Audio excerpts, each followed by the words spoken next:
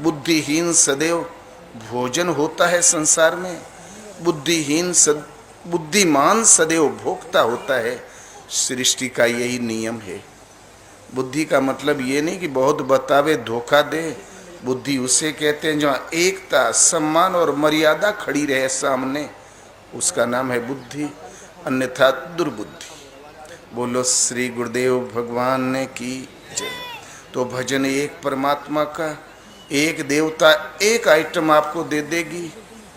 सरस्वती बुद्धि ही देगी, लक्ष्मी जी धन ही देगी, इंद्र बल ही देगा,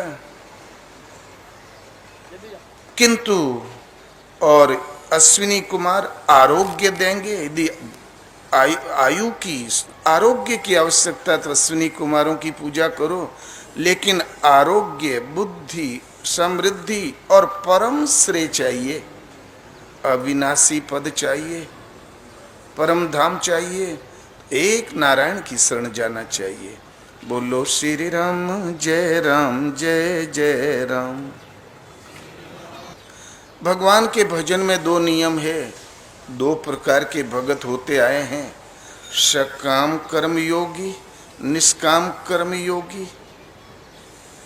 भगवान कृष्ण कहते हैं अर्जुन, चार प्रकार के भक्त मुझे भजते हैं, आर्थ, अर्थार्थी, जिज्ञासु और ज्ञानी।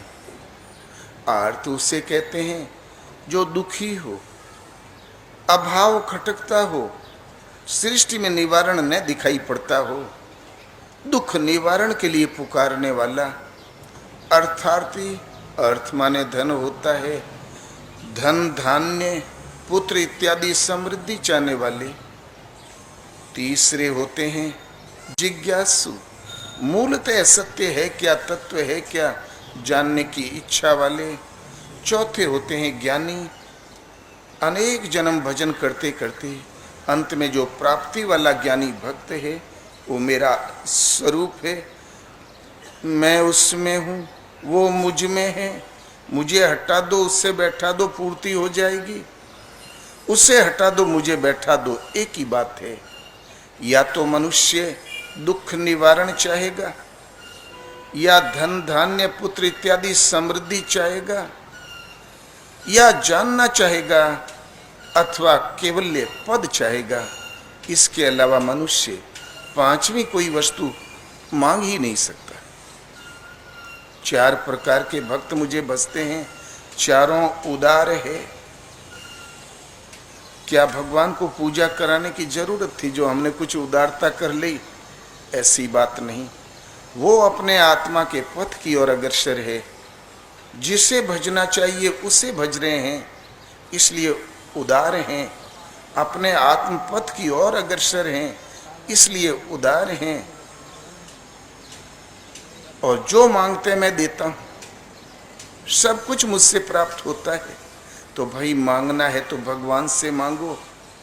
आज तक हम लोगों ने भगवान से तो कुछ मांगा ही नहीं। जहां ही कुछ प्रतीत हुआ कि यहां कुछ मिल जाएगा तो हम वहीं घुटने टेक देते हैं। 33 करोड़ देवी देवता में भ्रमण होता ही रहता है भारतवर्ष में, लेकिन सबकी सीमाएं हैं।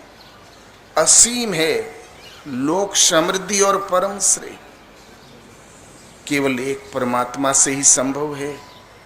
मांगने वालों की मांग भी बड़ी विकट होती है।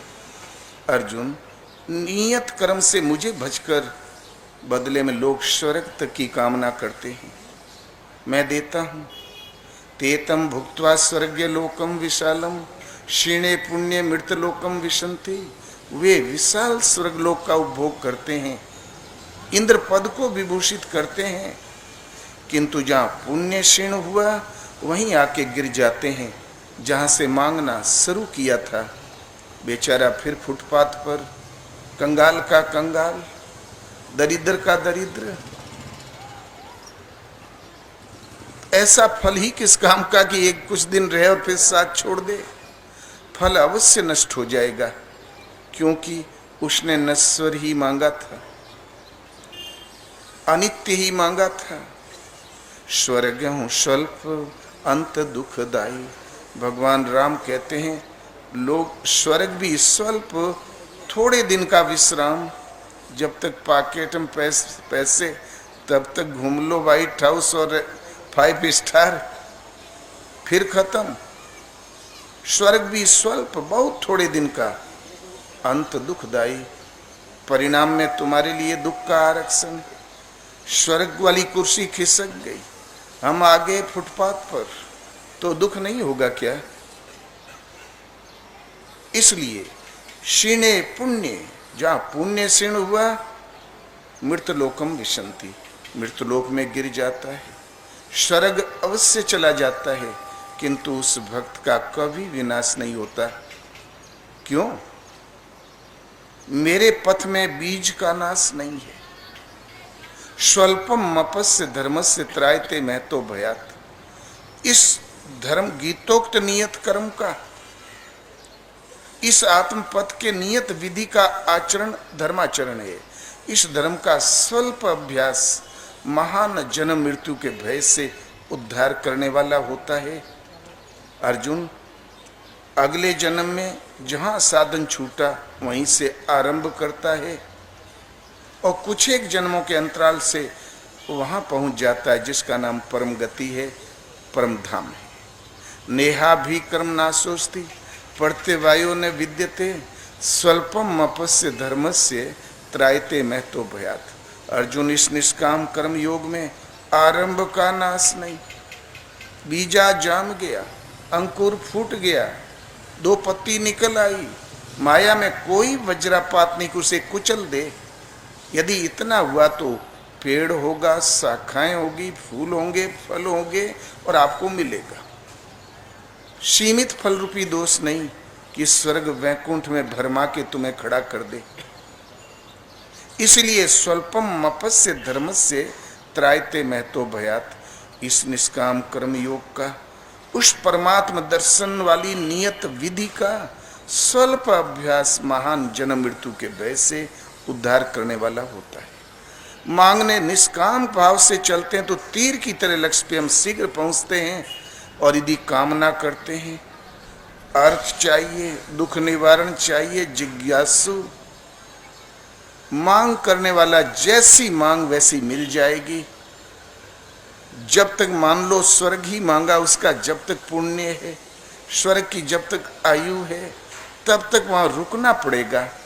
फिर स्वर्ग जहां शांत हुआ, साधना जहां से छूटी वहीं से आरंभ हो जाएगी। इस प्रकार अनेक जन्म संसिद्धि तत्व याति प्राम गतिम, अनेक जन्मों के परिणाम में वो वहीं पहुंच जाता है जिसका नाम परम गति है, परम धाम है। अनन्यास चिंतयन्तो माम ये जनाः पर्युपासते तेषां नित्याभियुक्तानां योगक्षेमं वहाम्यहम्। अनन्य न, अन्य न, मुझे छोड़कर अन्य किसी देवी देवता को न भजते हुए निरंतर जो मुझे भजता है, ऐसे समर्पित भक्त की योगक्षेमं वहाम्यहम्, योग की सुरक्षा का भार मैं वहन करता हूँ। उसे कुछ सोचने की जरूरत नहीं। छोटा बच्चा कहता है कि पैंट लाओ, चड्डी लाओ, खिलौना लाओ, यथाशक्ति लोग ढेर लगाए रहते हैं। तो करहूँ सदा तिन के रखवारी, जिमि बालक राखई महतारी। नारद जी, अनन्य भाव से जो मुझे भजता है, ऐसे समर्पित भक्त मुझे बालक सुत के समान है और मोरे प्रौढ़ तनय सम ज्ञानी, ज्ञानी प्रौढ़ है और जो समर्पित भक्त है वो बालक सुत के समान है। मैं उसकी वैसे ही रक्षा करता हूँ नारद, जैसे शिशु की रक्षा माताएं किया करती। ये चमड़ी की आंख वाली माताएं, पर्दे की आड़ में बच्चा चाहे सरफ से लिपट जाए, गड्ढे में चला जाए, आग में भी गिरते देखे जाते हैं बच्चे, किंतु भगवान एक ऐसी मातृस्नेह देते हैं, कोई जगह ऐसी नहीं, कोई पर्दा नहीं जहां उनकी दृष्टि न पड़ती हो। तो करहूँ सदा तिन के रखवारी, जिमि बालक राखई महतारी। समर्पण के साथ जपो। सुतीक्ष्ण ऐसे ही भक्तों में से थे। भगवान वनवास काल में सुतीक्ष्ण की ओर बढ़े। अतिशय प्रीति का प्रवाह देखा हृदय में। वो विक्षिप्त की तरह चिंतन में डूबे हुए थे।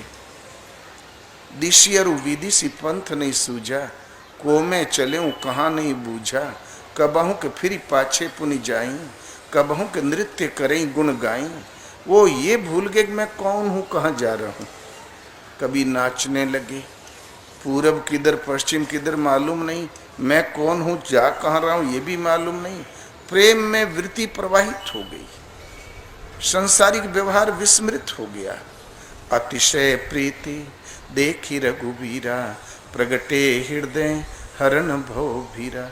अतिशय प्रीति का प्रवाह देखा वृत्ति में, भगवान तुरंत हृदय में प्रकट हो गए भव बाधा हरने के लिए।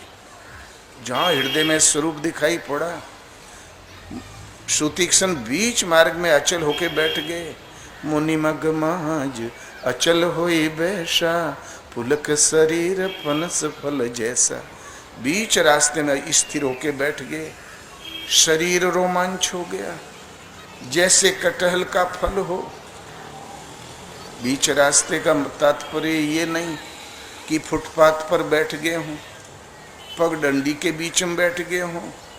मार्ग तो दो ही हैं, प्रवृत्ति मार्ग, निवृत्ति मार्ग। आवागमन का पथ भक्ति मार्ग, केवल दो मार्ग। पर भक्ति मार्ग वो है जहाँ हृदय में स्वरूप आ गया, जिसे ढूंढते थे वो हृदय में आ गया। आगे जाएं कहाँ, ढूंढे किसे।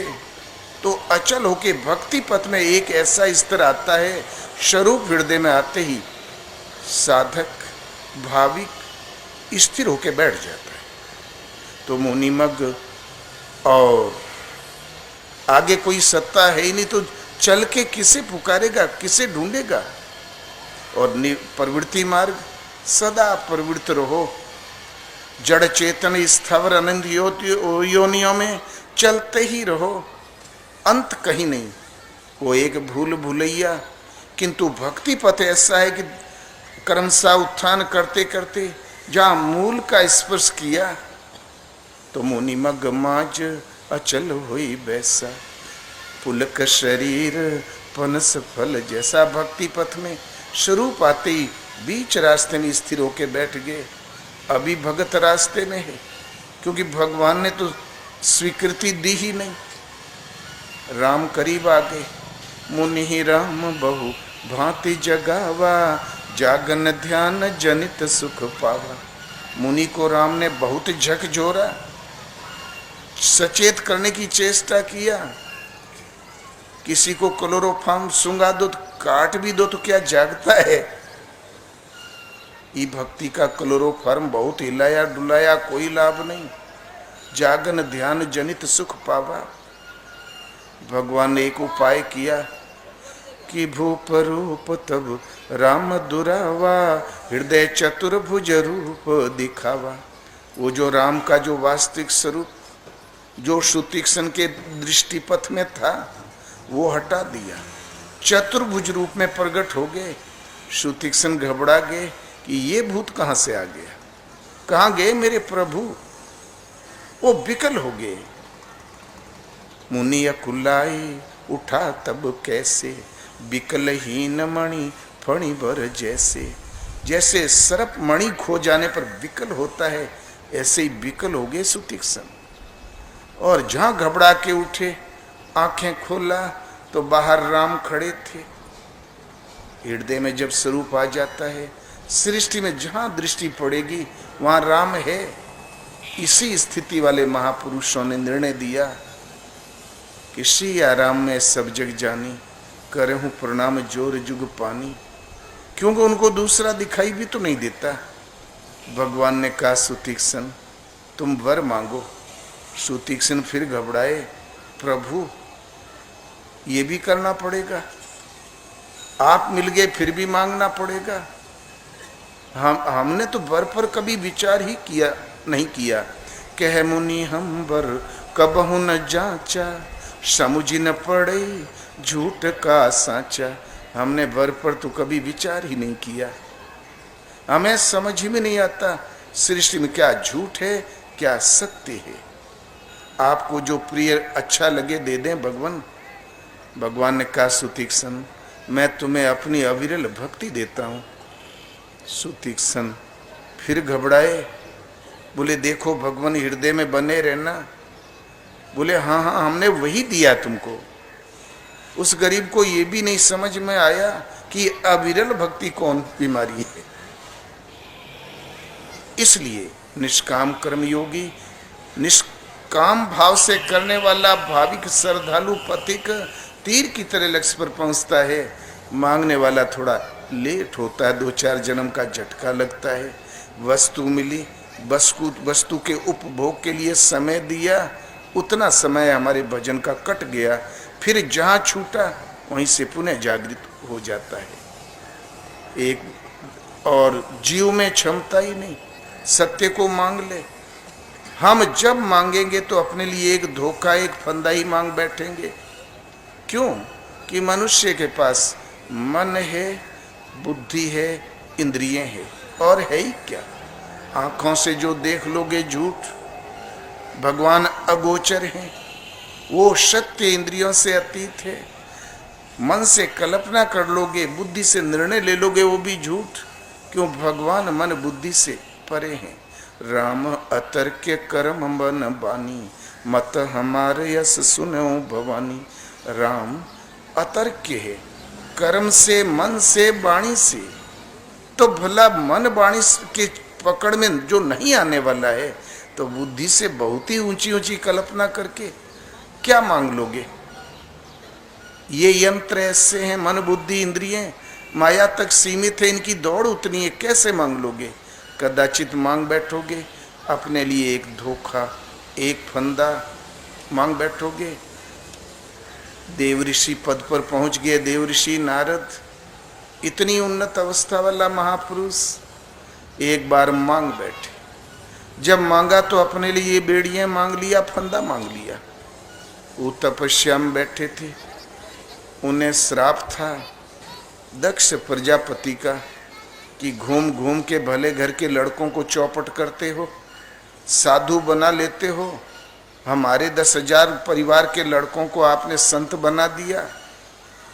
जाओ, मैं श्राप देता हूं, 2 घड़ी से ज्यादा कहीं बैठोगे तो सिर दर्द होगा, तब तो भागोगे। अब नारद जी, न कहीं रुकोगे न किसी का घर बिगाड़ोगे। नारद जी सचमुच 2 घड़ी में सिर दर्द होने लगे। बेचैन घूम रहे थे, पहुंच गए हिमालय की तलहटी में। गंगा की पावन धारा के किनारे एक गुफा दिखाई पड़ी। नारद को बहुत अच्छी लगी, गुफा में चले गए। बैठ के जहां भगवान का स्मरण किया तो सुमिरत हरि ही श्राप गति बाती, सहज विमल मन लागी समाधि। हरि का स्मरण करते ही श्राप की गति समाप्त हो गई, सहज निर्मल मन में समाधि लग गई। कैसा भी श्राप हो, जादू टोना हो, मंत्र तंत्र जंत्र हो, भूत प्रेत पाक कुछ भी हो, यक्षनी रक्षनी कुछ भी हो, हरि भक्तन के पास न आवे भूत प्रेत पाखंड, न श्राप ने जादू टोना। सचमुच के भक्त हो तो वहाँ आशीर्वाद की जरूरत ही नहीं, क्योंकि भगवान तो आगे पीछे चल रहा है। जहाँ हरि का स्मरण किया समाधि लग गई, श्राप की गति पीछे लौट गई। इधर देवराज इंद्र का सिंहासन डगमगाने लगा। वो घबराया, बोले बस बस नाच बंद करो, मेरा सिंहासन खतरे में। क्या बात है? पता लगा कि देवऋषि नारद तपस्या कर रहे हैं। बोले चलो भैया, देवताओं यही निवेदन है, 4 दिन ये सभा बंद करो, ये डांस बंद करो, सब पूरी टीम चले जाओ, नारद को पथ भ्रष्ट करो। अब चले उस गंगा के किनारे, हिमालय की तलहटी वन प्रांत में। वो टीम सारी उतर गई। कामदेव, क्रोधदेव, लोभदेव, मोहदेव, रंभा, मेनका, जो भी रही हो, उर्वशी, सब कभी सन्न देनो खड़ा कर दे सामियाना, कभी बगीचा लगा दे, कभी तोड़ दे, धक्का मुक्की खेलते रहे बेचारे। काम कला कछु मुनिहिन व्यापी, निज भय डरे मनोभव पापी। काम का एक नाम मनोभव, मन का संसार। डर गया। बोले शंकर जी ने श्राप दिया, बगैर तन के भटकता रहा दीर्घ काल तक, अब ये भी ने श्राप दे दे तो फिर गया मैं काम से। तुरंत माला लेके दौड़ा गजरे वाली। कुटिल आदमी दंडवत भी करेगा तो नवनी नीच के अति दुखदाई। जिमी अंकुश धनु उर्ग बिलाई, कुटिल तो था बेचारा। माला गले में डाल के साष्टांग गिर पड़ा। जय हो जितेंद्रिय जय हो, काम विजयी जय हो, क्रोध विजयी जय हो, सर्वज्ञ जय हो। बोले अरे भाई तुम हो कौन, यहाँ कर क्या रहे थे? बॉम्बे से शूटिंग करने आए थे क्या? नारद भ्रमणशील, कहाँ क्या हो रहा सब मालूम ही था। बोले नहीं भगवान, हम शूटिंग करने नहीं आए थे, आप ही को शूट करने आए थे। बच गए हो आप तपोधने। आप या तो भोलेनाथ शिव हैं, दूसरे आप हैं। जय हो मनोनिग्रह, जय हो इंद्रिय विजेता, जय हो परम पावन। भगवान मुझे क्षमा करे, मेरा कोई दोष नहीं। इंद्र ने मुझे भेजा था। बोले भाई इंद्र का हमने क्या बिगाड़ा? बोले देवऋषि, उन्हें संदेह है कि आप कहीं इंद्र पद न ले ले। तो शूक हाड़ ले भाग सठ, श्वान निरखी मृगराज, छीन ले ही जनु जानी जिए, तिमि सुरपति हिन लाज। एक सूखी हड्डी का जीर्ण टुकड़ा लेके कुत्ता भागता है सिंह को देख के, कहीं हमारी हड्डी ने छुड़ा ले, ये पकवान ने छुड़ा ले। अरे सिंह सूखी हड्डी चबाता है, मोटा भैंसा मारता है, गले की नस तोड़ के सुर सुर पहले खून पीता है आधा मन, फिर विश्राम करता है 2 घड़ी, फिर थोड़ा बहुत खाता है, दूर निकल जाता है। एक शेर शिकार करते हैं, सैकड़ों गीदड़ अपना पेट पालते हैं, वो हड्डी चबाता है। देव ऋषि की निगाह में इंद्रपद एक सूखी हड्डी के तुल्य था। उन्हें कामना थी ही नहीं, वो तो केवल प्रभु को चाहते थे। किंतु लगता है ये देवता लोग त्रिकालज्ञ भी नहीं होते। उन्हें इंद्र को ये भी नहीं पता कि हमारी गद्दी से इनका मतलब नहीं। नारद सकुशल आगे बढ़े। फिर नारद के मन में विचार आया। बोले अरे मैंने वो विजय की है जो शिव ने की, जरा शंकर जी को भी सूचित कर दूं। बोले अरे भोलेनाथ, हर बार तो दंडवत करते थे नारद, इस बार पोस्ट बराबर की हो गई ने, हाथ मिलाने के चक्कर में पड़ गए। जय हो भोलेनाथ जय हो। या तो आप थे काम विजयी या फिर हम 2 हो गए। तो उठाया त्रिशूल। बोले तेरी नालायकी, अभी तो फर्स्ट राउंड है, कई कोर्ट लड़ना पड़ेगा फाइनल में पहुंचने के लिए। अभी तो कुछ नहीं, अभी तो शुरुआत है नारद। बोले भाग यहां से, कर भजन जा। चेला भी भोलेनाथ का ही था। तो बोले राक्षसाक पोद के बैठे हैं, अपने बराबर किसी को देखना नहीं चाहते। भोलेनाथ खाली रूपे भर है भोलेनाथ का। चलो मैं अब अपने पापा से कहूँगा, पिताश्री से। पहुँच गए विधाता के पास।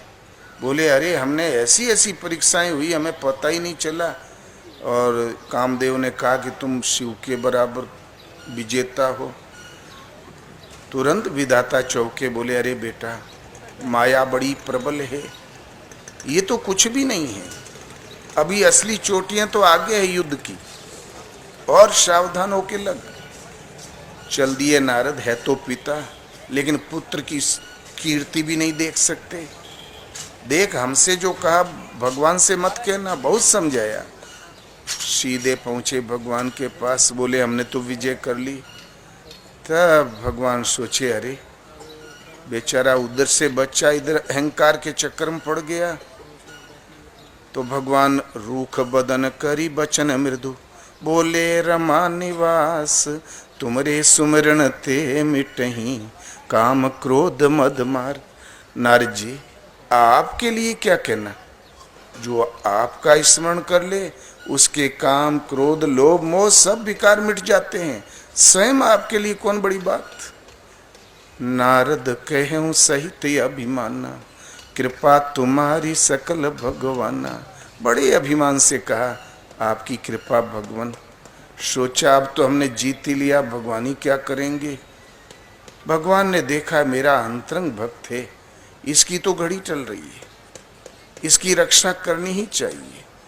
भगवान ने एक व्यवस्था दे दी। थोड़ा नारद आगे बढ़े तो एक दिव्य लोक दिखाई पड़ा। लोक के नर नारी बड़े सुंदर, बड़े सुशील, बड़े हरि भगत। वो घूम के बोले, अरे त्रिलोक छान डाला, ये नगर कभी हमारी दृष्टि में पड़ा क्यों नहीं, ये तो बड़ा दिव्य है। इतने में राजा साहब आए, राजकन्या को लेकर चरणों में प्रणाम कराया। बोले जरा हस्तरेखा तो देख ले। तो रूप देखी मुनि विरति विसारी, बड़ी बेर लगी रहे निहारी। वही काम विजेता नारद ताकते रह गए। भौचक का देख के वो राजा बोले, भगवान कोई अनिष्ट ग्रह आ पड़ा है क्या, आप बहुत उदास हैं। तो कछुक बनाई भूप सन भाखे।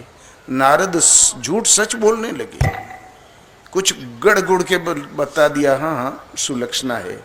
सोचा असली लक्षण बता दूंगा तो कौन हमारे जैसे फटीचर को अपनी कन्या देगा। सब गुण विचारी उर राखे, कछुक बनाई भूप सन भाखे। और विकल हो गए कि जप तप नियम होई है नये ही काला, हे विधि मिलहि कवन विधि बाला। जब तब नियम तो रात भर का समय, कल सुबह स्वयं भर, रात भर में कितनी तपस्या कर लूंगा। हे विधाता, हे देव, वो कौन उपाय है कि कन्या हमारा वर्ण कर ले। फिर सोचा कि भगवान के समान तो हितैषी हमारा कोई नहीं। मोरे हित हरि श्रम नहीं कोई, यही समय सहाय सोई हुई। चले भगवान की ओर, भगवान रास्ते में मिल गए। बोले अरे नारद, विकल की तरह कहाँ चले। बोले प्रभु आप ही के पास। बोले बोलो बोलो क्या चाहिए तुम्हें। मांग लेते कि ब्याह करवा दो तो हो गया होता है। लगे भगवान को भी चकमा देने। जन्म भर तो यही ज्ञान बताया है इन्होंने, जहाँ काम तहाँ राम नहीं, जहाँ राम तहाँ काम, कबहू संगन रह सके तुलसी छाया घाम। अभी थोड़ी देर में कहाँ से दूसरा ज्ञान बता देंगे ये। ऐसा कुछ करूं भगवान भी पता नहीं पावे, हमारी गोटी लाल हो जाए। बोले सोचा जयमाला तो उससे वर्ण करेगी कन्या जो सर्वोपरि सुंदरता वाला होगा। भगवान से सुंदर तो कोई नहीं है। इनके रूप की थोड़ी थोड़ी सौंदर्य माधुरी सबके पास है। प्रभु अपना स्वरूप दे दे केवल कल भर के लिए। बोले एवमस्तु। बहुत खुश हुए नारद। सोचा फिर भी भगवान से जबान से राइट करवा लूं। बोले प्रभु जिस विधि से हमारा हित हो करना। भगवान बोले नारद तुम पागल तो नहीं हो गया है। जय विधि हो ही परम हित, नारद सुनहु तुम्हार। सोई हम कर बनयान कछु, मृखान बचन हमार। तू हित की बात कहता है, परम हित, शाश्वत हित जिसमें तुम्हारा होगा हम वही करेंगे, हमारा वचन अन्यथा होता ही नहीं। नारद समझे काम बन गया। भागते हुए गए, लात खा के चले आए। जेहि दिस बैठे नारद फूली, तेहि दिस तेहि ने बिलोकी भूली। एक निगाह पड़ी तो जल बुताई कन्या। पिताजी को हो क्या गया, क्या इस पवित्र सभा में ये बंदर भालू। पिताजी का दिमाग कहाँ चला गया। क्या सर्कस मंडली है यहाँ पर। जिधर बैठे थे ताका ही नहीं। नारद ही ठहरे। लपक के आगे पहुंच गए। दूसरी ओर घूम गए तो माला ठीक कर लिया। तीसरी ओर घूम गए तो लगे मुस्कुराने। बांदर यदि हंसने लगे तो औरों बच्चे तो डर ही जाएंगे, बड़ा बेतुका हंसता है। और नचा के, खिला के, घुमा के, भटका के और माला डाला भगवान के गले में और निकल गई। एक रूप से बैठे थे भगवान। पागल हो गए नारद। जब जल में मुंह देखा तो बोले, हो जगत मोरी उपहास कराई, दई हूं श्राप की मरी हूं जाई। या तो श्राप दूंगा या प्राण दे दूंगा। बिकल की तरह चले। भगवान रास्ते मिल गए। संग रमा सोई राजकुमारी।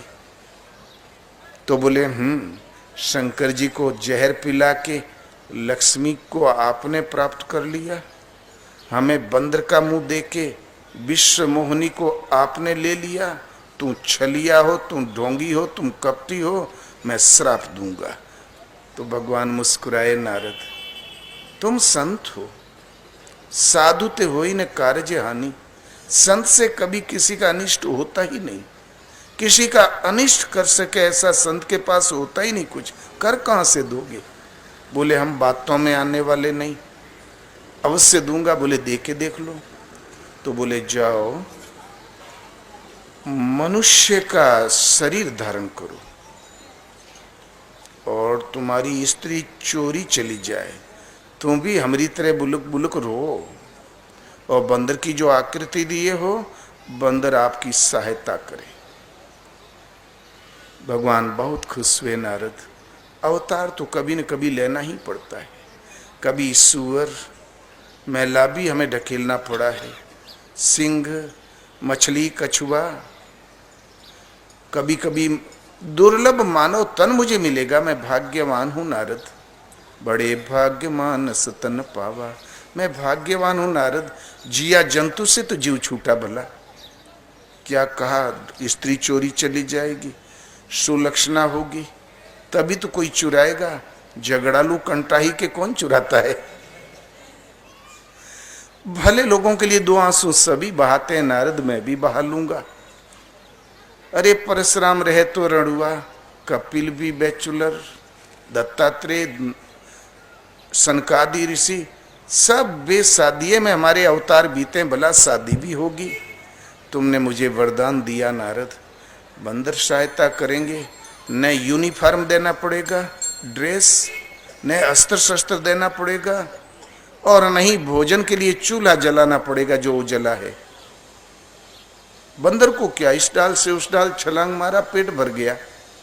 नारद, ऐसी सैन्य दल ने भूतों ने भविष्यति जो अवतार लेके मुझे कार्य करना था तुमने कर डाला, हमारा बोझा हल्का हो गया नारद। तब नारद सोचे, देता हूं श्राप, हो जाता है आशीर्वाद। बात क्या है? चरणों में गिर गए, पाहि माम शरणागतम, बचाइए भगवान, बचाइए भगवान। तब हरि माया दूर निवारी, नहीं ता रमा न राजकुमारी। भगवान ने अपनी माया का पर्दा हटा दिया। राजकुमारी भी गायब, लक्ष्मी भी गायब। जो सत्य है, नित्य है, उस पर जब दृष्टि पड़ी तब लगे डुग डुग कांपने। बोले, अरे भगवान, ये तो रूप धारण करके माया ही आई थी, मैं तो बाल बाल बच गया। हमने दुर्वचन कहे, पाप कैसे मिटेगा? मूर्खा हो मम श्राप कृपाला। भगवान ने कहा, मम इच्छा कह दीन दयाला। नारद, मेरी इच्छा थी तुम्हें मैं संकट से जल्दी बचा लूं, इसलिए मुझे इतना कुछ करना पड़ा। जाओ शंकर का जाप करो। तो देवऋषि पद इस ऊंचाई पर पहुंचा हुआ पथिक भी यदि कुछ मांगता है अपनी बुद्धि से, तो नारद ने अपने लिए फंदा मांग लिया। बोले, वो तो माया थी, मैं तो बाल बाल बच गया। जीव में वो क्षमता ही नहीं कि सत्य को मांग सके। इसलिए कल्याणकांक्षी को चाहिए कि भगवान के ऊपर छोड़ दे, उनके मन कर्म वचन से समर्पित हो जाए, अनन्य भाव से समर्पित हो जाए। श्रुतीक्षण की तरह, माता मीरा की तरह, भगवान जिसमें हित हो आप कर डाले। वो भक्त तीर की तरह सीधा पहुंचता है। मांगने वाला 2 4 6 जन्म का एक तो चक्कर लगाता है, बीज का तो नाश नहीं है। एक समय की घटना है, महाभारत युद्ध का अंतिम निर्णय हो चुका था। अंतिम संधि प्रस्ताव फेल हो गया। कृष्ण भगवान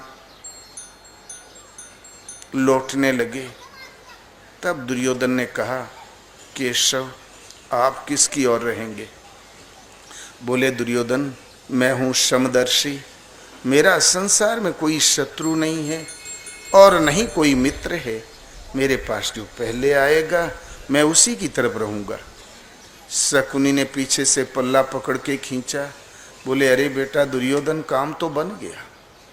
अर्जुन नहाएगा, धोएगा, घड़ी भर बैठ के आंख मूंदेगा, बड़ा टोना टुटका जानता है। तू राती रात दौड़ा कर। यदि कृष्ण को छीन लेते हैं तो पांडवों के पास फिर बचा ही क्या। चला दुर्योधन। उधर भगवान कृष्ण ने देखा कि वो लंठ चला आ रहा है बड़ा मूर्ख, अपने बैठने की जगह तो जरूर ढूंढेगा। स्वर्ण सिंहासन सजा सजाया रख दिया सिराने और भगवान लेट गए निद्रा में। इतने में पहुंचा दुर्योधन।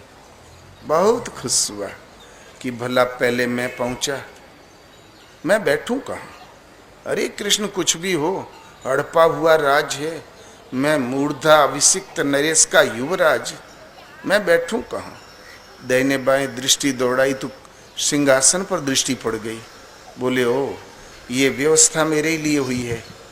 कुछ भी हो, ये यदुवंशी अतिथि सत्कार बड़ा बढ़िया जानते हैं। अकड़ के बैठ गया। इतने में पहुंचा अर्जुन।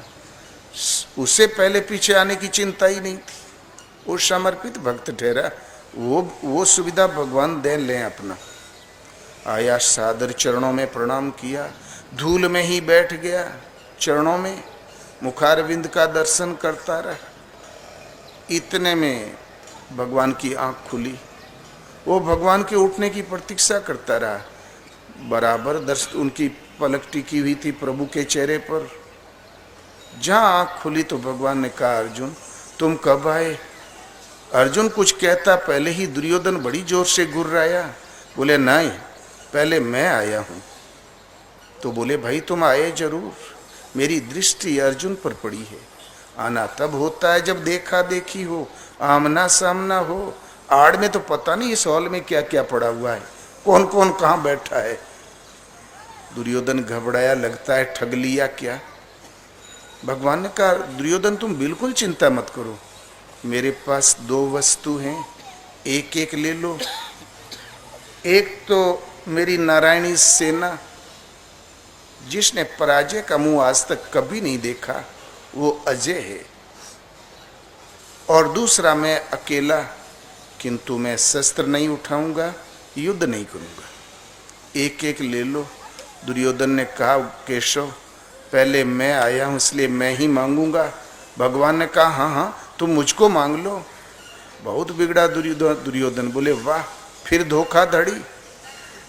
जब शस्त्र नहीं उठाना है, युद्ध नहीं करना है, तो क्या बांसुरी बजा के ताता दिन्ना हमें आपसे रास लीला करवानी है? कृपया नारायणी सेना दीजिए। भगवान ने कहा, एवमस्तु। सैन्य समूह में दुर्योधन खड़ा हुआ, घूम के अर्जुन और कृष्ण की ओर देखा तो सोचा, अरे विजय तो हो गई, अब इनके पास बचा ही क्या है। अब बजाया करो बांसुरी और दिया करो उपदेश। चल दिया। इधर भगवान ने अर्जुन से पूछा, अर्जुन तुम? बोले, प्रभु पहले मांगने के लिए कहते, मैं आप ही को मांगता। मुझे नारायणी सेना नहीं चाहिए, मुझे सृष्टि का कोई बल नहीं चाहिए, ऐश्वर्य नहीं चाहिए, इंद्र पद भी नहीं चाहिए गोविंद, मुझे केवल आप चाहिए।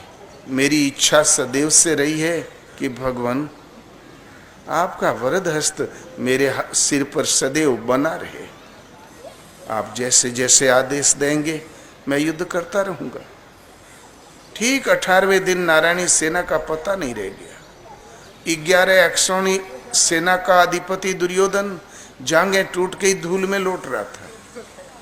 विजय अर्जुन को मिली तो जाके रथ पर केसो, ताका कौन अंदेशो।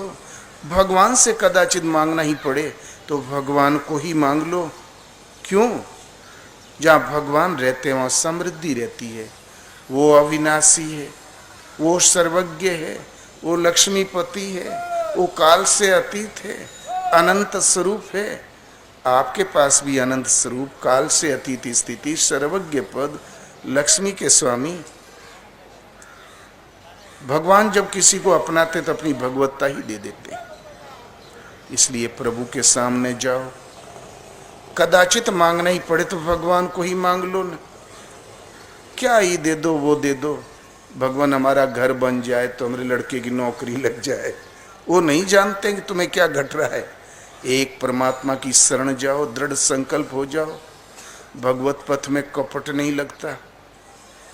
गुरु महाराज का आदेश था कि सदगुरु के सामने जो हृदय में हो वो जबान पर हो, जबान पर कुछ और है, हृदय में कुछ और है, वो भक्त कभी कामयाब नहीं होता। एक बार कृष्ण और सुदामा मित्र हो गए पाठशाला में। गुरु माता ने कहा जाओ लकड़ियां लाओ जंगल से। 2 मुट्ठी चना पकड़ा दिया सुदामा को कि दोनों बांट के खा लेना। जंगल में पहुंचते ही लगा मूसलाधार वृष्टि होने लगी। एक पेड़ पर कृष्ण और एक पर सुदामा, लगी तूफानी शीतलहरी हवा चलने। सुदामा को लगी भूख। अब ब्राह्मण ने तो ठहरा, ब्राह्मण माने खवाए से, सुधा पीड़ सही सके न जोगी। सुदामा जी आस्ते आस्ते चना कुटकुटाने लगे। कृष्ण का सुदामा डाल छूटने जाए, अंतिम चना मुंह में डाल दिया। तब कृष्ण बोले अरे सुदामा, गुरु माता ने चने दिए थे वो कहाँ है? बोले अरे कन्हैया, दोनों हाथों से तो मैंने पेड़ पकड़ रखा है, कहीं गिर गए। बोले ये दांत क्या किटकिटा रहे हैं? बोले अरे दुर्बल ब्राह्मण हूँ कन्हैया, शीत के मारे।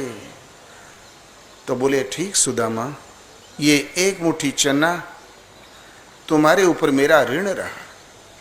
सुदामा समझ गए ये सब जानता कि मैं खा गया। खिन्न सुदामा, गुरु धाम से जब छुट्टी मिली, कृष्ण हो गए द्वारकाधीश, सुदामा हो गए दरिद्राधीश। दिन भर भीख मांगे और पेट कभी न भरे। आधे पेट खा के बच्चे सो जाया करें। वृद्धावस्था आ गई, दांत हिल गए। तब एक दिन पंडिताइन ने कहा विप्रवर, कृष्ण बाल सखा है, एक बार चले जाते हो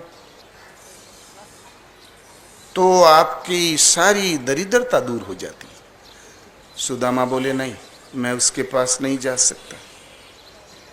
उसी ने तो मैत्री का हाथ बढ़ाया था, ये भी कहा था कि जो मेरा है सब तेरा है सुदामा, तब मेरा ख्याल क्यों नहीं किया? किंतु कहीं से ढूंढ ढांड के मांग जांच के 3 मुट्ठी चूड़ा ले आई पंडिताइन। फटी सी दुपट्टी में 13 पलोटन लपेटा, तब भी 2-2 दाना गिर जाते थे। पहले कपड़े कहाँ थे, मिल फैक्ट्रियां कहाँ थी, और गरीब के घर में कहाँ। पुटली थंबाया हाथ में, बोले ले ये रा खर्च द्वारका तक का, और डंडा थंबा दिया, बोले ले ये लकुट्टी, मुंह घुमा दिया द्वारका के पथ की ओर। जब सुदामा चलने लगे, भूल गए भूख और प्यास कृष्ण के विरह में। न जाने कितने दिन में पहुंचे, पोटली बगल में दबी की दबी रह गई। दरवाजे पे जाके खड़े हुए द्वारपाल से कहा, द्वारपाल कन्हैया से कह दो तुम्हारे बाल सखा सुदामा आए हैं। द्वारपाल ने एड़ी से चोटी तक निरीक्षण किया। बोले वारे बाल सखा, कृष्ण से मिलने बड़े बड़े चक्रवर्ती सम्राट आया करते हैं, बॉम्बे के सेठ लोग भी आते हैं, ये अच्छा सखा मिला कृष्ण का। लेकिन भगवान का द्वारपाल शिष्ट व्यवहार कैसे करता। पहुंचा भगवान के पास, बोले प्रभु फटी सी दुपट्टी लपेटे, हाथ में एक लकुटी, अति दुर्बल एक विप्र खड़ा है दरवाजे पर। कहता है कृष्ण हमारे बाल सखा हैं, अपना नाम सुदामा बताता है। भगवान ने जहाँ सुना सुदामा जरूरी काम कर रहे थे, फेंक दिया। लगे दौड़ लगाने, कहीं बांसुरी गिरी, कहीं दुपट्टी गिरी, कहीं पीताम्बर गिरा। जाके सुदामा के चरणों में लौट गए, बोले अरे सखे इतने दिन कहाँ रहे। उठा के लाए, सिंहासन पर बैठा दिया, जितने आंसू उतने पानी, चरण धोया, 56 प्रकार परोस के आया, कटने लगा। 15 दिन ऐसे बीत गए जैसे 2 दिन बीते। सुदामा रोआ झाड़ दिए, बड़ा माल खाने को मिल रहा था। इतने में घर द्वार याद आया, बोले कृष्ण मित्र अब हमें छुट्टी दो, तुम्हारी भाभी परेशान होगी। कृष्ण का नहीं सके, 15 दिन और। बड़े आदमियों का दबाव था, रुकना पड़ा। जब सुदामा की विदाई हुई तो पहले नगर फेरी भ्रमण कराया गया, लेकिन कृष्ण दिव्य रथ पे बैठा के ऊंचे सिंहासन पर कृष्ण चरण सहला रहे थे, रुक्मणी जी चंवर डुला रही थी, लेकिन लकुटी वही, दुपट्टी वही जो आधा चूतर खुला था ना, ज्यों का त्यों, ट्रेडमार्क वही। नहीं तो लोग कैसे समझते कि गरीबी किस चिड़िया का नाम है। पूरा नगर भ्रमण कराया, जनता मुस्कुरा रही थी। बोले भैया बचपन से ही तो ड्रामा ही तो किया है, ये भी कोई पाठ होगा। फिर 2 कोस विदा करके राज परिवार लौट आया। शंख ध्वनि से जैसे किसी महाराजा को विदा करे, उसी तरीके से विदा किया, लौट आया। जहां अकेले पड़े सुदामा तो बहुत जन्नाए, लगे बड़बड़ाने।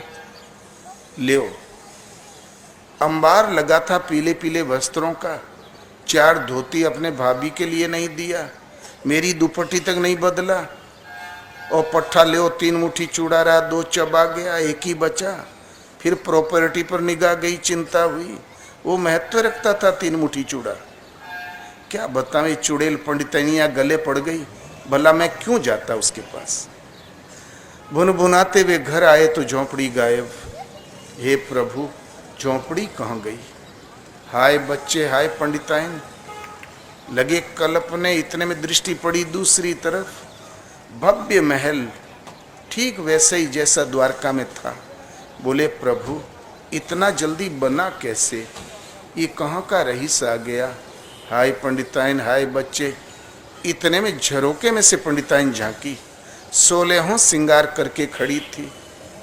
पंडिताइन के गले में कौस्तुभ मणि लटक रही थी। सुदामा और भी घबरा गए, बोले अरे कृष्ण ने तो कुछ दिया नहीं, जन्म भर मर खप के एक चांदी की लड़ी पांव में हम नहीं पहना सके, ये 16 श्रृंगार कहां से पाई। झरोका जानते हो, एड़ी से नख से सिक्त पूरा स्वरूप दिखाई पड़े। दूसरे तीसरे खंड में खड़ी थी। देख के सुदामा अदृश्य आशंका से घबराए और मूर्छित हो गए। दौड़ के आए पंडिताइन, उठा के ले गई, उसी सिंहासन पर लेटा दिया जिस सिंहासन पर चरण धुलाई हुई थी। अब वो झूला झूलने लगे, 56 प्रकार पकवान मिलने लगा। द्वारकापुरी तो स्वाहा हो गई समुद्र में, किंतु सुदामापुरी के अवशेष आज भी देखने को मिलते हैं। भगवान जब कृपा करते हैं तो अपनी भगवत्ता दे देते हैं कि तुम्हारी कृपा पाव कोई कोई, उनकी कृपा से कोई कोई पाता है। तो भगवान है कैसे, जानत तुम ही हुई जाई, तुम्हें जानकर तुम ही हो जाता है, सेवक समाहित हो जाता है, जीव मिट जाता है, परमात्मा ही शेष बच रहता है। शूरश और भगवान जब अपनाते हैं, कोई बड़ा आदमी महान फैक्ट्री मैन है तो 2 शोरूम आपको खुलवा देगा, फैक्ट्री तो नहीं दे देगा। इंद्र को जब वो वरदान दे देगा, लेकिन जब इंद्र पद के लिए खतरा है तो आपके साथ सब व्यवहार कर डालेगा कि कैसे इसको नष्ट करूं। भगवान अपनाते तो अपने में समाहित कर लेते हैं। जानत तुम्हें हो जाए, उसी भाव की स्थिति दिला देते हैं। सुदामा पुरी आज भी है, किंतु ये तो उन्हें सरुई से मिली मिलाई थी किंतु एक चना मुट्ठी का कपट, मर गए जन्म भर खाए बिना। जब प्रायश्चित पूरा हुआ था उतने में तो दांत हिल गए थे, अग्नि मंद हो गई थी। अब ये रसगुल्ले किस काम के? अभी हम एक दुकान में से आ रहे हैं, बढ़िया तावदार रसमलाई धरी थी। हम बोले यही जवानी में मिल गई होती तो हम खा गए होते 2-1 किलो। अब साला इतना सा खूंट के आ रहे हैं। अग्नि मंद हो गई, सब कुछ मिला। इसलिए सदगुरु और भगवान के सामने जो हृदय में हो वो जबान पर, हृदय में कुछ और है, जबान पर कुछ और है, उस साधक कभी कामयाब नहीं होता। विद्वान थे वेद व्यास, द्वापर की घटना है। उनके सर्वोपरि शिष्यों में से थे महर्षि जैमिनी। व्यास जो कुछ पहले श्रुत ज्ञान था, शिष्य परंपराओं में रटाया जाता था, कंठस्थ करके याद रखा जाता था, इस परंपरा को उन महापुरुष ने तोड़ दिया। 4 वेद, 6 शास्त्र, महाभारत, ब्रह्मसूत्र और गीता, यही प्रमुख उनकी कृति है। अंत में 8 श्लोकों में स्तुति करते हुए कहा कि इनमें से तुम्हारा धर्म शास्त्र कौन है? तो गीता। गीता सुगीता कर्तव्या कि मन्ये इस शास्त्र संग्रह है या स्वयं पद्मनाभ से मुख पद्माद विनिसृता। गीता भली प्रकार मनन करके हृदय में ग्रहण करने योग्य है, हृदय में धारण करने योग्य है। पद्मनाभ भगवान के श्रीमुख से निसृत वाणी है। फिर अन्य शास्त्र के पचड़े में पड़ने की कौन जरूरत? कि मन्ये शास्त्र संग्रह ही, क्यों मस्तिष्क में कचरा संग्रह करते हो? जब स्वयं परमात्मा के श्रीमुख की वाणी है, भगवान के श्रीमुख की वाणी है, फिर ये मानव कृत अन्य लेखा जोखा रटने की कौन जरूरत है? एकम शास्त्रम देवकी पुत्र गीतम, एको देवो देवकी पुत्र एव, एको मंत्रस्तस्य नामानि यानि, कर्माप्येको तस्य देवस्य सेवा। संसार में एक ही शास्त्र है, देव की पुत्र भगवान श्री कृष्ण ने जो श्रीमुख से गायन किया, गीता। एक ही देव है, उस गायन में भगवान ने क्या सत्य बता दिया? आत्मा, परमात्मा का एक सूक्ष्म नामकरण आत्मा भी है। वैदिक काल में यही पवित्र नाम था। और उस आत्म तत्व को कैसे प्राप्त करें, उसके लिए क्या जाप करें? तो एक ही मंत्र है। उस प्रभु ने क्या जपने के लिए आदेश दिया? ओम। और 7 बार गीता में ओम शब्द आया है। और कर्मा पेको तस्य देवस्य सेवा। यदि मानव तन मिला है तो एक ही कर्म कर्तव्य पथ है आपका, मन कर्म वचन से गीता में वर्णित उस परमदेव परमात्मा का सेवन, उनकी सेवा, चलते फिरते उठते बैठते स्मरण बना रहे। वेद लिखा अवश्य, धर्मशास्त्र का सम्मान नहीं दिया, ने महाभारत ने भागवत, विशुद्ध धर्मशास्त्र का सम्मान वेद व्यास ने, लेखक ने स्वयं दिया। तो गीता को वो इसलिए कि अपौरुषेय वाणी है, भगवान के श्रीमुख से सीधा प्रसारण है। गीता आपका धर्मशास्त्र है। जब गीता भू पृथ्वी पर उतरी, अवतरित हुई, उस वक्त ये कुरान, बाइबिल, आगम कुछ भी नहीं था। कोई मजहब संप्रदाय थी ही नहीं।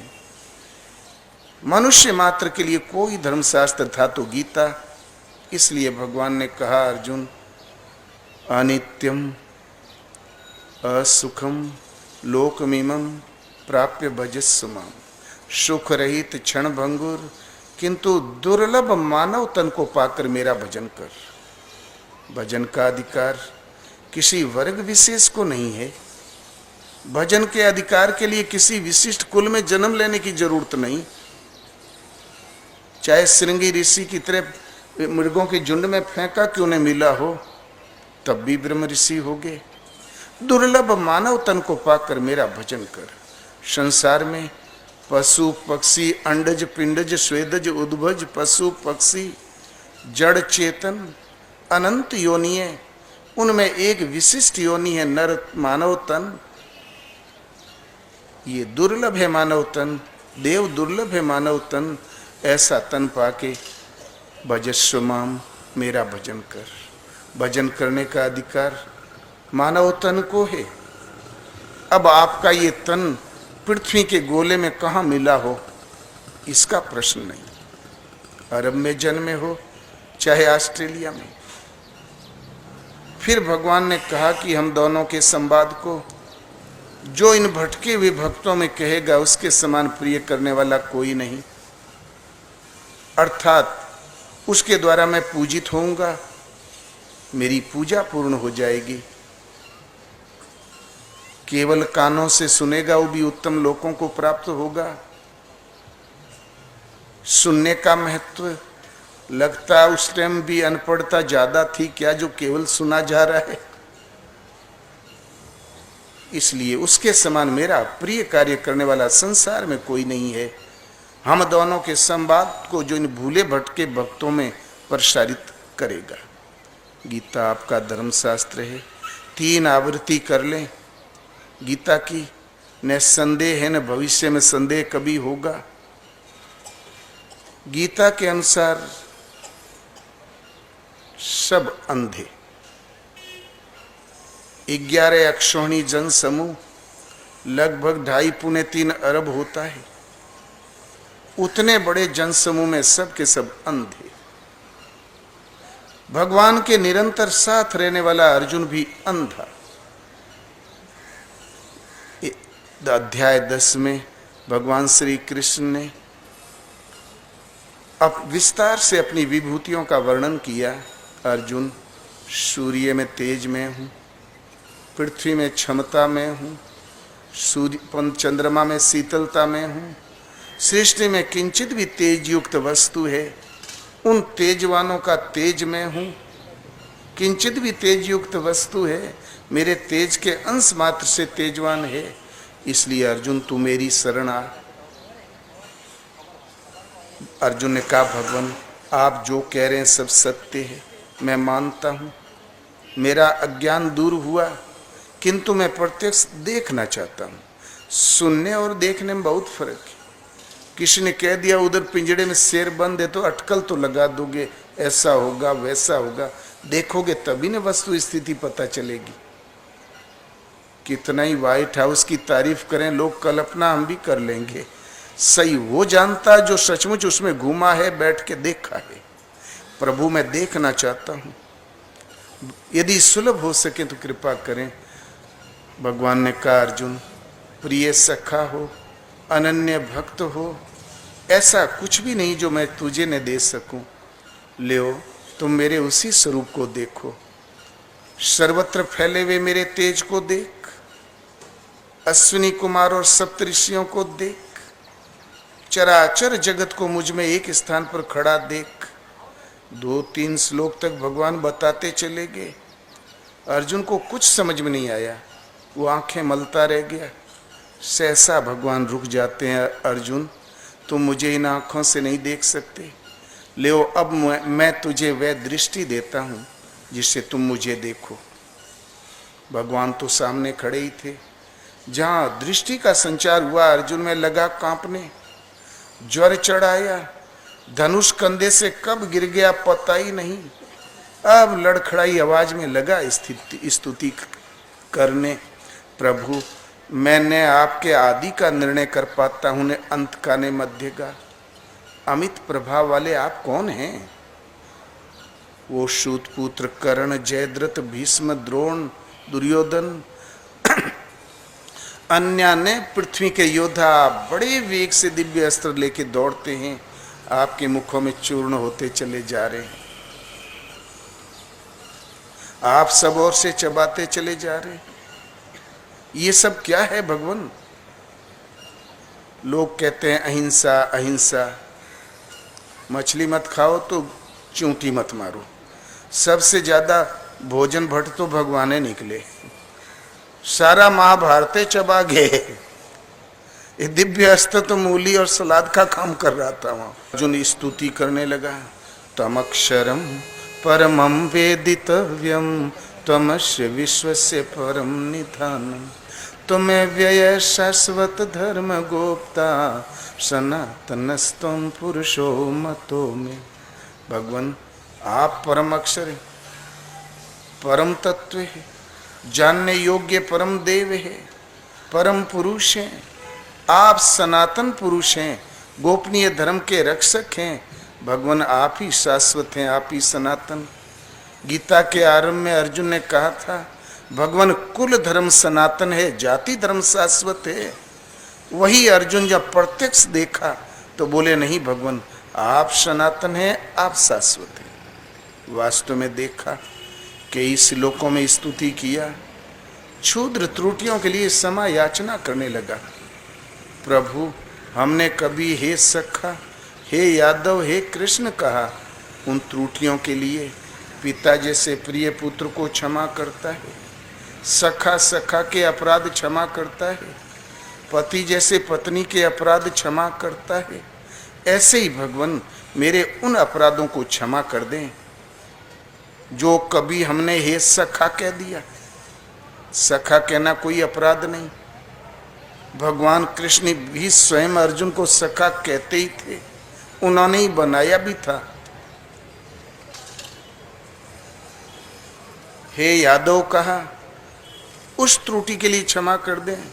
संसार जानता कि यदुवंश में वो जन्मे थे, तो कहां से हम तिवारी जी कह दें उनको। जो जन्मे थे वो तो कहना ही पड़ेगा, ये भी कोई खास अपराध नहीं। हे कृष्ण का उसके लिए क्षमा कर दें। भगवान का रंग जानते हो, एकदम श्याम, काली वाली पैंट। आज कोई सांवले रंग का बच्चा होता तो हम कल्लू कहते हैं, उस जमाने में उसको कृष्ण कहते थे संस्कृत भाषा में।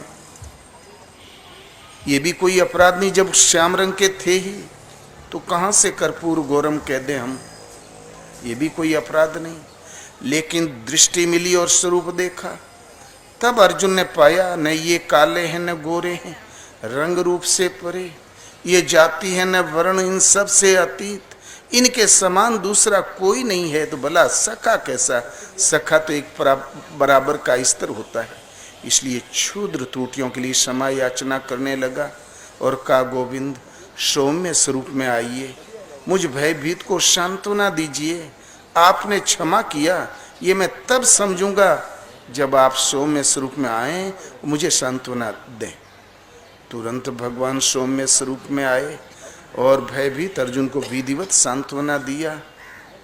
कृष्ण कहना अपराध है, अर्जुन ने क्षमा मांगा और भगवान ने क्षमा कर ही दिया। एक बार कृष्ण कहने पर, अपनी भूल पर तो गिड़गिड़ा के कई बार क्षमा मांगा, क्षमा मिल भी गई। कृष्ण कहना अपराधी है, तब हम भगवान का भजन कैसे करें, कृष्ण का भजन कैसे करें? आपको भजन वैसे ही करना है जैसे उन महायोगेश्वर ने, उन परमात्मा ने स्वयं करने का आदेश दिया। अर्जुन ओमेति काक्षरम ब्रह्म व्याहरन माम नुस्मरन यह प्रियाति त्यजन देहम शयाति परमाम गति। ओम अक्षय ब्रह्म का परिचायक है अर्जुन, तो इसका जाप कर। माम नुस्मरन मेरे स्वरूप का ध्यान धर। अभ्यास इतना उन्नत हो गया कि त्यजन देहम, देहा अध्यास का त्याग हो जाएगा। सुतीक्ष्ण की तरह को मैं चलूं कहाँ नहीं बूझा। देहा अध्यास से जिस क्षण ऊपर उठ जाओगे ततो तत्सन परम गति प्राप्त कर लोगे। तो हमें जाप वैसे ही करना है जैसे उन परम प्रभु ने करने के लिए आदेश दिया भगवान ने। कृष्ण गोविंद गोपाल ये तो कीर्तन है, गुणानुवाद है, चरित्र चिंतन है, जरूर करो। लेकिन भजन करना है साधना के लिए, तो वैसे ही करना होगा जैसे भगवान कृष्ण ने स्वयं करने के लिए आदेश दिया। 7 बार ओम शब्द आया है गीता में। और अर्जुन अंधा था, निरंतर साथ रहने वाला, कंधे से कंधा मिलाकर चलने वाला अर्जुन अंधा, वो भगवान को तब देख सका जब भगवान ने दृष्टि प्रदान कर दी। यही दृष्टि वेद व्यास की कृपा से संजय को मिली थी। जो कुछ अर्जुन ने देखा, अक्सर से संजय ने भी वही सब कुछ देखा। उसके प्रभाव से अपने आप को परलोकवासी भी बनाया और भगवान कृष्ण की कृपा से अर्जुन को मिली। बाकी खाली धृतराष्ट्र अंधा नहीं, सब अंधे। कबीर ने गीता का ही अनुवाद किया के समझाई सारा जग अंधा, एक दोई होई तिन्हि समझावो, सब ही भुलाने पेट के धंधा, के समझाई सारा जग अंधा। क्या पेट का धंधा गलत है क्या? पानी के घोड़वा पवन असवरवा, ढर की पड़ल जैसे ओश के बूंदा, के समझाई सारा जग अंधा। शरीर एक पानी का घोड़ा है। अभी जांच हुई तो करीब 94% पानी निकला और 6% ठोस इस शरीर में।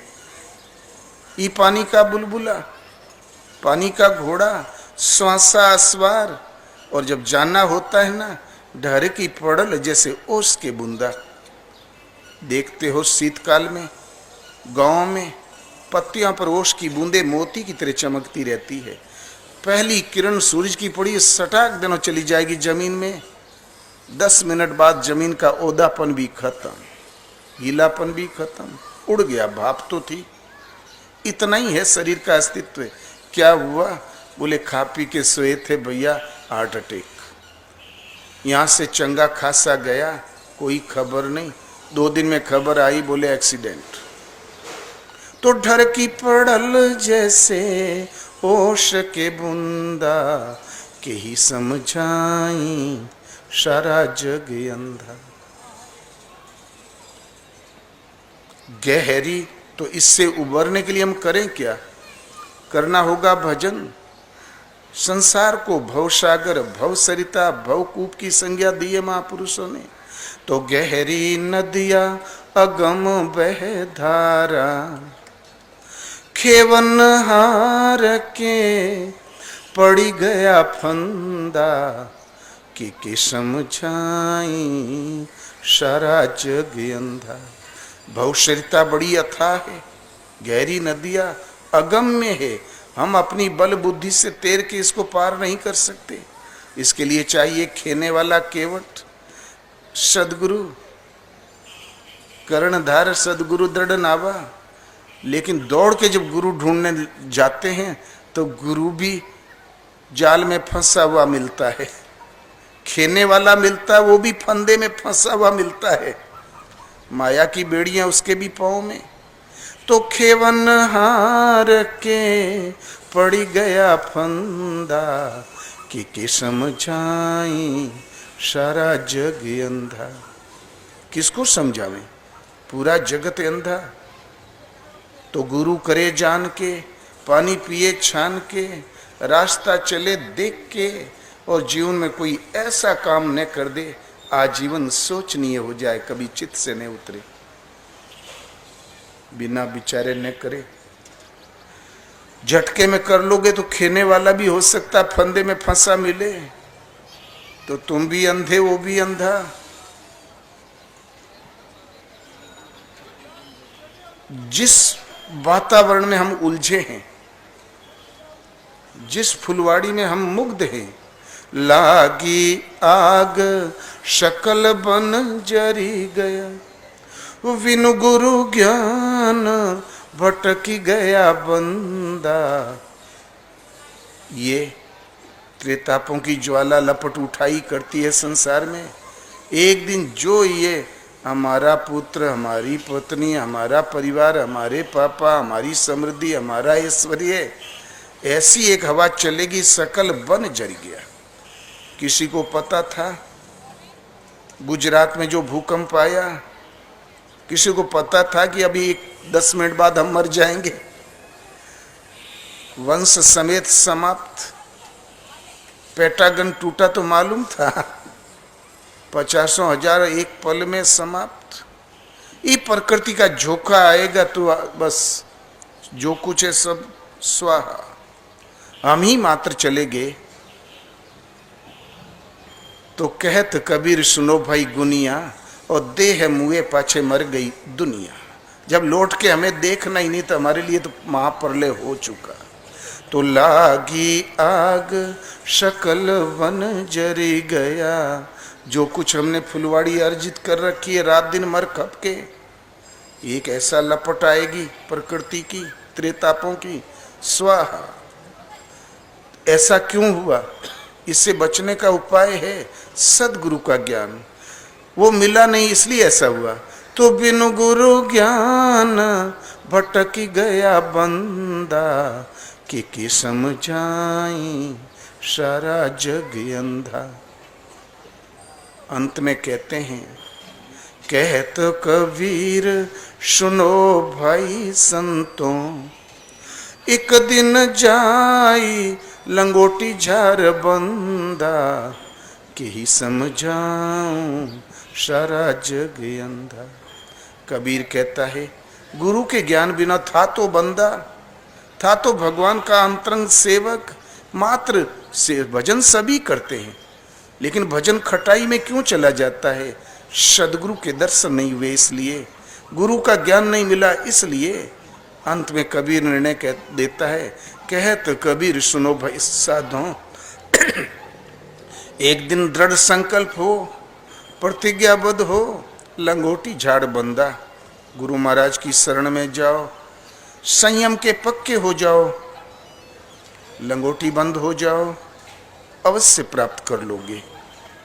एक दोई होई तिनई समझाओ, एक दो हो तो जिस जान से पीछे पड़े, किंतु A to Z 1 अरब 25,000 सब के सब, पूरा भारत, पूरा वर्ल्ड। एक दोई होई तिनई समझाओ, सब ही भुलाने पेट के धंधा, के समझाई सारा जग अंधा। 18 अक्षणी जन समूह में सब अंधे, जो अरबों में होते हैं। दृष्टि तब निरंतर भगवान के साथ रहने वाला अर्जुन अंधा, दृष्टि मिली तब देख पाया। वेद व्यास की कृपा से दृष्टि मिली संजय को। कबीर भी कहता है सब अंधा। अंधा तब तक है जब तक कि गुरु का ज्ञान ने जागृत हुआ, इसलिए भटक रहा है। मानस में तुलसीदास जी ने आरंभ में दिया निर्णय कि जो कुछ रामायण में लिखा है देखने की क्षमता हमें कब आएगी। तो श्री गुरु पद नख मणि गण ज्योति, सुमिरत दिव्य दृष्टि ही होती। दलन मोहतम शोष प्रकाशु, बड़े भाग्य और आवई जासु। गुरु महाराज के पद नखों की ज्योति मणि माणिक्य के तुल्य है। इसका स्मरण करने से हृदय में दिव्य दृष्टि का संचार होता है। दलन मोहतम शोष प्रकाशु, मोह से उत्पन्न दलन मोहतम शोष प्रकाशु, बड़े भाग्य और आवई जासु। उगरहि बिमल बिलोचन ही के, मिटहि दोष दुख भव रजनी के। वो लोग भाग्यशाली हैं जिनके हृदय में गुरु महाराज के चरण ध्यान की स्थिति में उतर जाए, आ जाए। किसी ने श्रम किया, चरण हृदय में ले लिए तो लाभ क्या?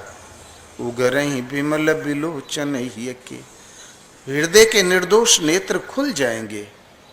मिटहि दोष दुख भव रजनी के, आवागमन जन्म मृत्यु के दोष और दुख मिट जाएंगे।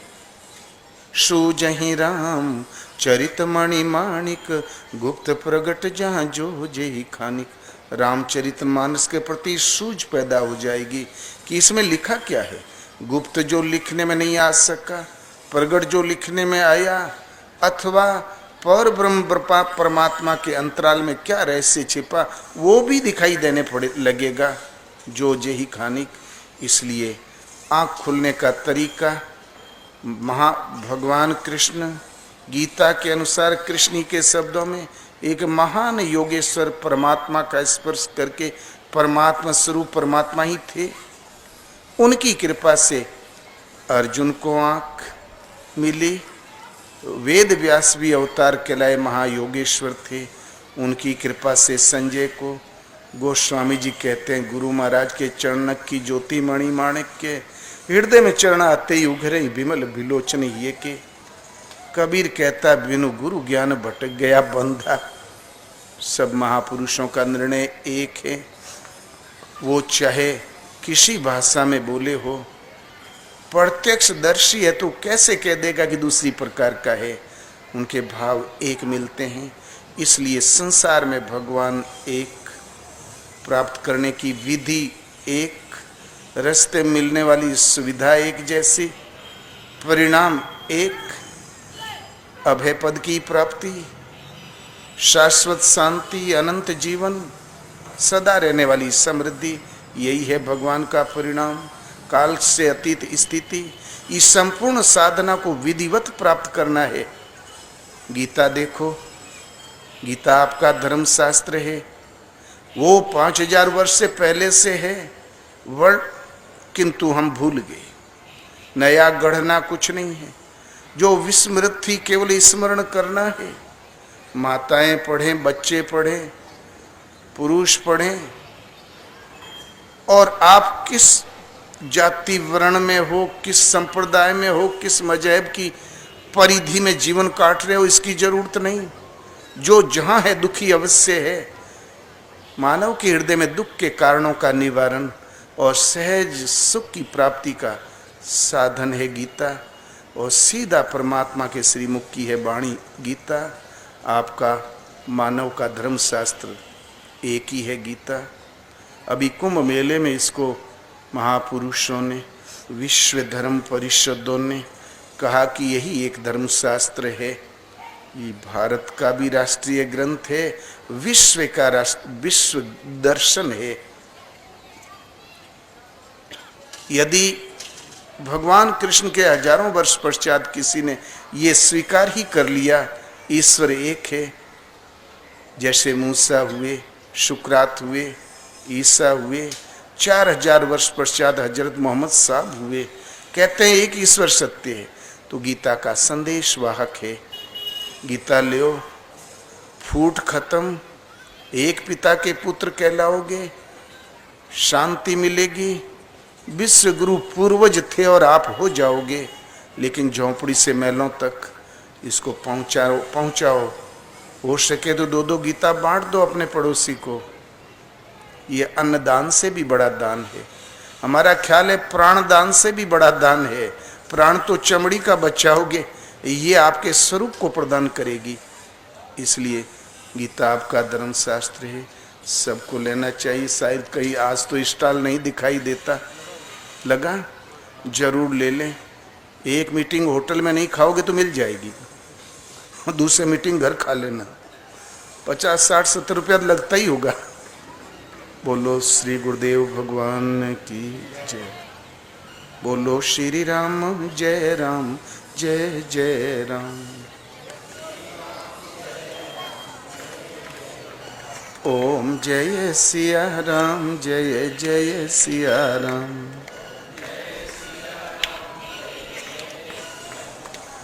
सोई पावन सोई सुभग शरीरा,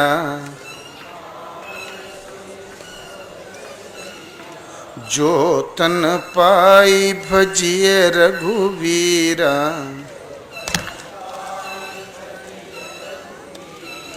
बोलो श्री राम जय जय राम।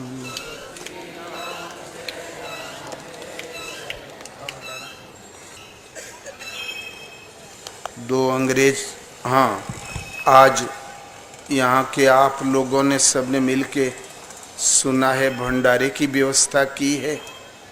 सब ये भगवान का प्रसाद है। थोड़ा थोड़ा प्रसाद जरूर लेंगे, पूर्ण भोजन करें। कदाचित पेट गड़बड़ हो तो थोड़ा अवश्य लें, ये भगवान का प्रसाद है। तुलसीदास जी को निमंत्रण गया था नाभा जी का। तुलसी ने कहा नाऊ की जात है, कौन खाने जाए। वो नाऊ के शुक्ला जी पना चढ़ गया। वो डूबे थे पहले, घर छोड़ने से पहले, बांदा जी लेके। भगवान ने कहा अरे तू उसे नाऊ कहता है, वो मेरा स्वरूप है, मैं उसके हृदय में हूं। तुम प्रसाद नहीं लोगे, तुम्हारी भक्ति नष्ट हो जाएगी। भागे तुलसीदास रात को 2 ही बजे। पहले कहाँ सवारी साधन, कहाँ टेम्पू, लगे दौड़ते हाँफते। सोचा कहीं पहली पंगत चूक न जाऊं तो भक्ति 10% कम न हो जाए। गए तो पहली पंगत बैठ चुकी थी, ठसाठस लोग भरे थे। जूतियां जहां खोली गई थी उन्हीं को टाल के बैठ गए तुलसीदास। पहली पंगत चूकने जाऊं नहीं तो भगवान कह देंगे ले तुम पहली पंगत चूक गए। पूड़ी सुड़ी आई हाथ में ले लिया, दाल साग आया तो ले, किसमें पत्तल तो पहले बढ़ चुके थे। तो एक साफ सुथरा जूता उठाया, वही बढ़ा दिया आगे, झटके में परोसने वाले ने डाल भी दिया। तब बोले हैं कौन है जूते में ले रहा है। तब सबकी निगाहें उन पर गिरी तो बोले अरे ये तो महात्मा तुलसीदास जी हैं। तब नाभाजी खुद आए, गले मिले, अपने आसन पर बैठाए, पवित्र भोजन कराए। तो भगवान का प्रसाद कभी नहीं चूकना चाहिए। भक्ति 10% घटी न आ जाए और भजन चलते फिरते उठते बैठते सोते जागते नाम याद आया करे, स्मरण बना रहे। लड़का खिलाते, रोटी बेलते, खुरपी चलाते, ड्यूटी में जाते, झूठ करो सच करो कुछ भी करो, हर परिस्थिति में नाम स्मरण बना रहे। श्रद्धा और समर्पण के साथ एक परमात्मा के प्रति दृढ़ संकल्प हो जाओ, श्रद्धावान हो जाओ, प्रेम पूरी हृदय से सुमरन बना रहे। तब सोने में सुहागा। सुबह शाम बैठ के आधा घंटा 20 मिनट समय अवश्य देना चाहिए। ये नियम खंडित नहीं होना चाहिए। कदाचित लाश भी पड़ी हो दुर्भाग्य से तो 5 मिनट समय अवश्य दो। नियम खंडित होना ही नहीं चाहिए। बहुत रुदन करने से वो जी तो नहीं जाएंगे। भगवान जानते हैं ये मुझे पुकार रहा है, तुरंत सुनवाई होने लगेगी। आपके हृदय में जो माया का पर्दा पड़ा, जहाँ हल्का हुआ तो भगवान मार्गदर्शन करने लगेंगे। बेटा ये करो और वो मत करो, अब जागो, अब भजन करो, वो गुरु महाराज दर्शन करो। तो खेवन आहार फंदे में पड़ा हुआ खेवन आहार तो हम करेंगे तो मिल जाएगा, लेकिन भगवान ढूंढ देंगे तो कभी नहीं। संत विशुद्धि मिले ही परिते ही, राम कृपा करी चित्तमा जय ही। 2 रोटी में कभी नहीं चूकना चाहिए। संतावित सेवा करो। बोलो श्री गुरुदेव भगवान ने की। अब हम जाएंगे, हमको एक जगह और जाना है। हमें छुट्टी दो और सब बहुत भजन करो। बस